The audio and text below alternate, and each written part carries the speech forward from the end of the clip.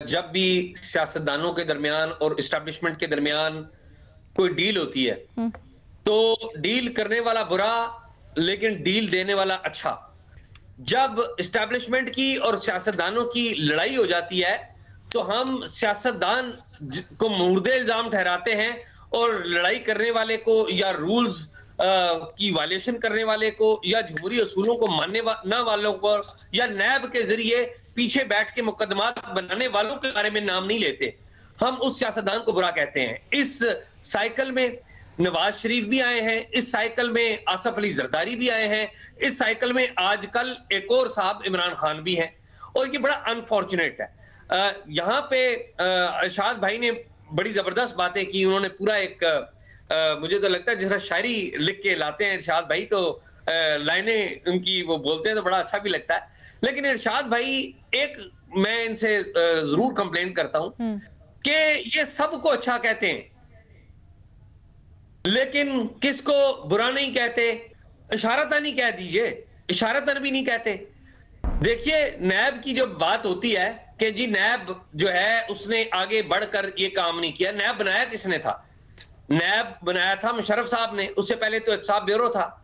और आपको याद हो कि इस नैब के कानून में NAO 1999 में दो चीजें लिखी हुई हैं, कानून में लिखी हुई हैं कि आप अदलिया के ऊपर और आप मिलिट्री एस्टैब्लिशमेंट के ऊपर केसेस नहीं बना सकते।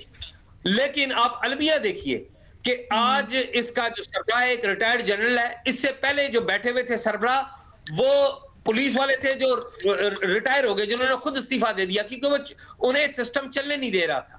और उससे पहले जो सबसे लंबा अरसा बैठे वो एक जज थे, यानी कि जो जज साहिबान है और रिटायर्ड जर्नल साहिबान है वो इसको हेड करते हैं।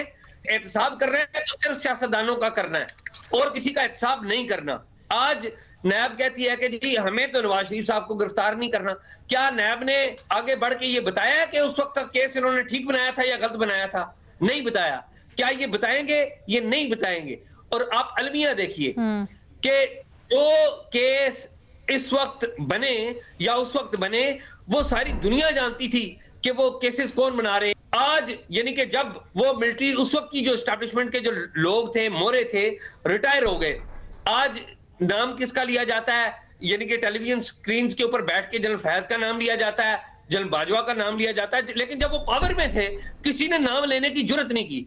हमारे बहुत सारे जर्नलिस्ट भी, हमारे इंटेलेक्चुअल भी वो आते हैं और वो आके बताते हैं कि जनरल बाजवा ये कह रहे थे, जनरल फैज ये कह रहे थे, लेकिन आज हम बता रहे हैं क्योंकि अब वो रिटायर हो चुके हैं। तो बात यह है कि सच्ची बात यह है कि हम लोग भी डिसऑनेस्टी का मुजाहरा करते हैं। ठीक है, मुझे पता है कि मीडिया के ऊपर भी बड़े प्रॉब्लम्स हैं, बिल्कुल प्रॉब्लम्स हैं, लेकिन कम से कम हमें बात फेयर जरूर करनी चाहिए। जिन लोगों ने उस वक्त किया था, क्या आज वो लोग ये आके सामने मानने के लिए तैयार हैं कि हमने गलत किया था? चले वो नहीं आते, लेकिन जिन इदारों ने किया है यानी कि नैब, क्या आज वो ये सामने आके मानने के लिए तैयार है कि हमने गलत किया है? वो भी तैयार नहीं। Now this is very interesting.